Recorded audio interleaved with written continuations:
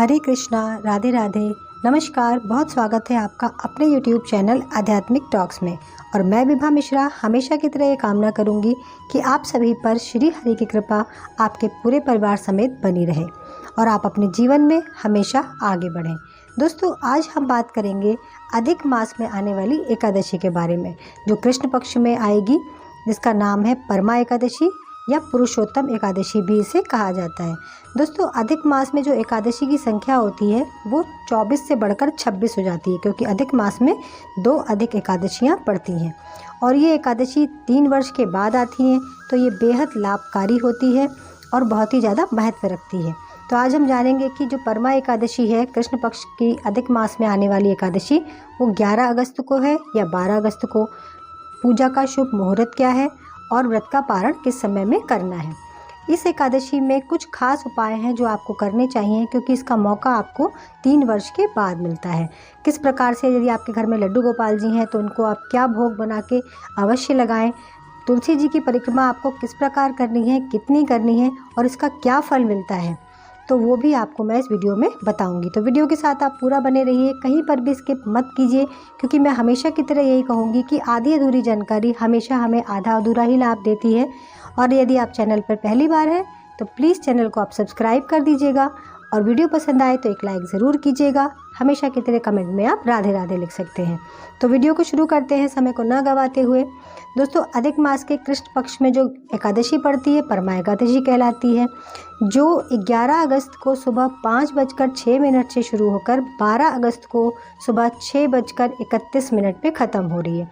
तो आपको एकादशी का व्रत जो है वो 12 अगस्त को करना है, क्योंकि कभी भी एकादशी का व्रत उस दिन नहीं किया जाता जिस दिन वो दशमी को छूती है। जिस दिन एकादशी और द्वादशी का मिलन होता है उस दिन हमें एकादशी का व्रत करना चाहिए। तो 12 अगस्त को व्रती जो भी हैं एकादशी का व्रत करने वाले, वो 12 अगस्त को करेंगे। व्रत का पारण जो है वो 13 अगस्त को सुबह 5:49 से 8:19 के बीच में आपको करना है, क्योंकि एकादशी व्रत में पारण के समय का विशेष महत्व होता है। यदि आप पारण के समय में ही पारण करते हैं तो व्रत का पूरा फल मिलता है, नहीं तो कहा जाता है कि व्रत खंडित माना जाता है, उसका फल आपको नहीं मिलता।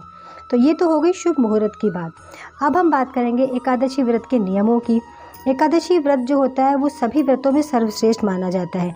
एकादशी व्रत 3 दिवसीय व्रत माना जाता है, जो है 3 दिन का माना जाता है, क्योंकि एकादशी का व्रत दशमी से ही शुरू हो जाता है। तो दशमी के दिन आपको कोई भी जो है तामसिक भोजन नहीं करना चाहिए, जैसे प्याज लहसुन का खाना, मांस मदिरा का सेवन नहीं करना चाहिए। सूर्यास्त से पहले आपको भोजन कर लेना चाहिए, सूर्यास्त के बाद आप फलाहार कर सकते हैं। तो और जो महिलाएं हैं वो एकादशी के दिन सर से नहाना भी वर्जित होता है, तो आप जो है दशमी के दिन ही सर धोकर नहा लें। एकादशी के दिन आपको सूर्योदय से पहले जागना होता है। जागकर एकादशी के दिन हमें ब्रश करने की जो मुंह में ब्रश नहीं किया जाता, मुंह को उंगली से साफ़ किया जाता है, या किसी पेड़ की दातून जो है आप लकड़ी से अपना मुंह साफ़ कर सकते हैं। एकादशी के दिन जो स्नान का महत्व है वो ये है कि आपको किसी नदी, तालाब, पवित्र नदी में स्नान करना चाहिए। यदि आपकी ऐसी व्यवस्था नहीं है तो आप जो है सादे जल से कभी भी स्नान ना करें। अपने घर के जल में गंगा जल मिला के स्नान करें। यदि गंगा जल नहीं है तो आप उसमें इत्र मिला के स्नान करें। यदि इत्र भी नहीं है तो आप उस जल में थोड़ी सी चुटकी भर हल्दी मिला के स्नान करें, क्योंकि एकादशी में कभी भी सादे जल से स्नान नहीं किया जाता और अपने ही घर के जल को पवित्र नदियों का जल मानकर, हाथ जोड़कर और स्नान किया जाता है। एकादशी के दिन ज़्यादा साफ़ सफाई, झाड़ू लगाने का भी प्रावधान नहीं है, क्योंकि कहा जाता है कि साफ़ सफाई से सूक्ष्म जीवों की हत्या हो सकती है, तो जिसका पाप आपको लगेगा, तो उस दिन साफ़ सफाई नहीं की जाती। नहा धो के निवृत्त होकर सारे कार्यों से आपको श्री हरि की प्रतिमा को पीला कपड़ा बिछाकर पाटे के ऊपर उस पर जाप बिठाइए। यदि आपके पास शालिग्राम जी हैं या श्रीहरि की कोई मूर्ति है या लड्डू गोपाल जी हैं, उन्हें स्नान कराकर उन्हें पीले वस्त्र धारण कराने चाहिए और स्वयं भी एकादशी पर पीले वस्त्र ही धारण करने चाहिए।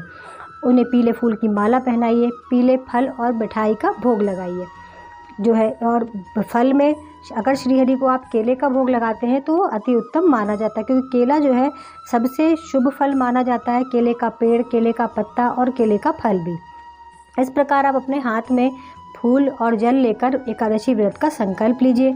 व्रत करने के बाद द्वादशी में पारण में आप किसी ब्राह्मण को भोजन कराइए दान दक्षिणा देकर, तब आप अपना व्रत खोलिए। यदि ब्राह्मण की व्यवस्था ना हो तो आप दान जो है निकाल सकते हैं। तो इस प्रकार एकादशी व्रत का समापन किया जाता है। अब मैं आपको बताती हूँ कि एकादशी के दिन, परमा एकादशी के दिन, जो कि एकादशी विशेष महत्वपूर्ण है, यदि आपके घर में लड्डू गोपाल जी हैं तो आप उन्हें खीर का भोग अवश्य लगाएं। खीर का मतलब चावल का भोग नहीं, क्योंकि एकादशी में कभी भी चावल का प्रयोग नहीं किया जाता, पूजा के अक्षत में भी चावल का प्रयोग नहीं किया जाता। तो आप उन्हें मखाने की खीर बना के ज़रूर भोग लगाएं। अब बात करते हैं कि परमा एकादशी के दिन तुलसी की परिक्रमा क्यों करनी चाहिए। दोस्तों, एक अधिक मास में जो है कहते हैं कि सारे 33 करोड़ देवी देवता जो हैं वो वृंदावन में विराजते हैं, श्रीधाम ब्रज में विराजते हैं। तो यदि वहाँ पे अधिक मास में जाकर हम ब्रज की परिक्रमा करते हैं, वृंदावन की परिक्रमा करते हैं, तो बेहद शुभ होता है और कहा जाता है कि चारों धाम का हमें फल प्राप्त होता है। यदि आप ऐसा नहीं कर सकते तो परमा एकादशी के दिन तुलसी माता का पूजन करके, दीपदान करके, उसमें तुलसी के गमले में श्रीहरि की कोई भी मूर्ति रखकर, शालिग्राम जी रखकर या लड्डू गोपाल जी रखकर आप उसकी परिक्रमा कीजिए।